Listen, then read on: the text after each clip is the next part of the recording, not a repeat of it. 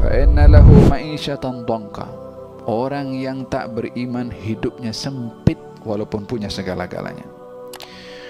Wa nahsyuruhu yaumil qiyamati a'ma, akan dibangkitkan nanti di hari kiamat dalam keadaan buta. Apa sebabnya buta? Dia mengatakan, ya Allah, kenapa engkau bangkitkan aku dalam keadaan buta sementara aku di dunia melihat? Ya, diberi penglihatan di dunia namun tidak melihat perkara yang benar. Mereka membutakan dirinya melihat kebenaran. Oleh sebab itu di akhirat dibutakan. Di dunia itu tengok, nampak kebenaran juga, tapi mereka tutup mata, tak mau tengok.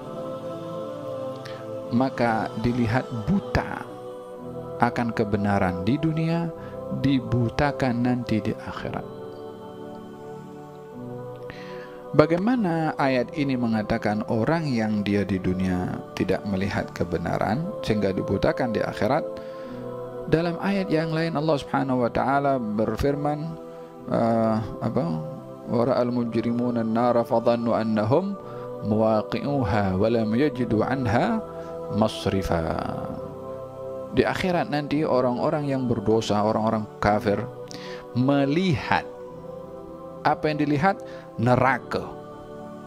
Dan mereka yakin mereka akan masuk dalam neraka dan tak ada lagi tempat yang lain bagi mereka. Di sini dikatakan nanti di akhirat akan jadi buta.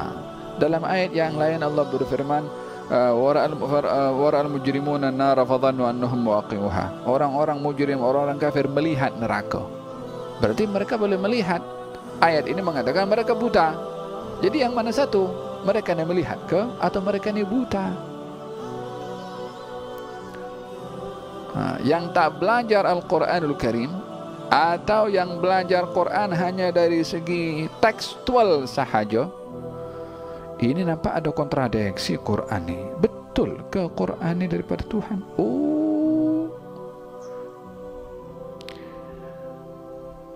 Orang ini nak mengkaji Quran dan ulumul Quran bertahun-tahun duduk dekat university, itu pun belum habis. Ini baru semalam dia dapat hidayah tengok Quran. Wa illa dia entah pikiran dia Allah alam mimpi apa semalam. Kononnya nak baca Quran, nak berpandukan dengan Quranul Karim, tapi ikut otaknya sendiri. Orang duk kaji Quran bertahun-tahun kat university, buat kajian tesis sampai berjilid-jilid panjang lebar. Ini hanya 2 malam dia nak jadi hakim dalam Al-Quran Al-Karim. Ya bukan begitu.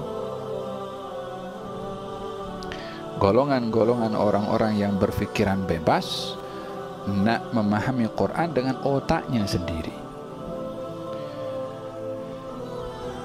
Hadza yang perlu untuk disedari bahwasanya di dalam Al-Quran ada fan, ada kaidah cara memahami Al-Quran secara keseluruhan, karena bermula daripada Al-Fatihah sampai surat An-Nas saling berkait satu dengan yang lain.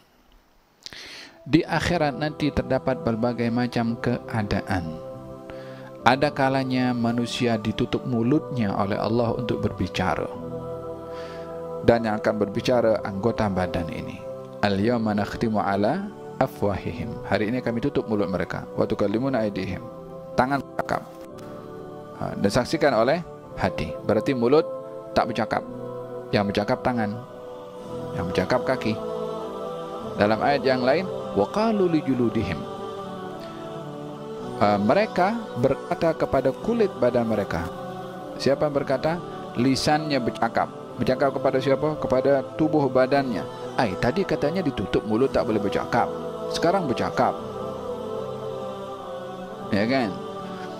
Ini merujuk kepada kepelbagaian keadaan di akhirat nanti.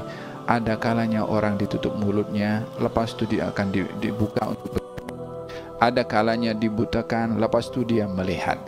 Ini merujuk kepada balasan apa yang dibuat di dunia, balasannya di akhirat nanti.